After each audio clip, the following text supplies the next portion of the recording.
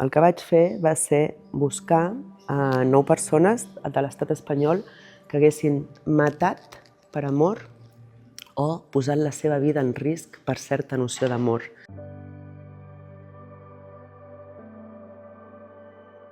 Quan les vaig localitzar, els vaig dir si podien escriure un poema, una narració, on t'expliquessin just a què moment, com l'amor o la passió es converteix en tot el contrari. En paral·lel, quan estava preparant l'acció de Paraules d'amor, jo m'estava trobant amb una psicoanalista, amb un detectiu privat, d'assassinats també, i amb una criminòloga, no? Com per anar entenent més capes del que estava escoltant. Amb aquests encontres he acabat fent un videoassaig, que es diu un assaig sobre les passions, no?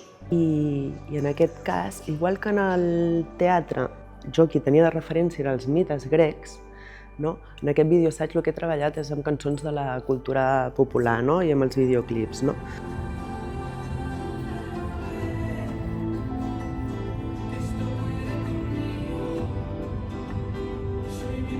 Per exemple, aquesta peça jo la vaig fer primer en el TNC.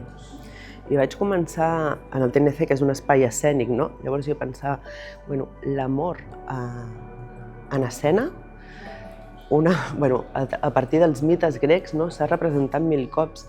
I allà què passa? Que quan mates per amor, o dones la vida per amor, ets heroi o heroïna, no? Llavors jo el que vaig fer va ser substituir la ficció per cossos reals. Què passa llavors? Què passa quan són cossos reals que moren o maten per amor?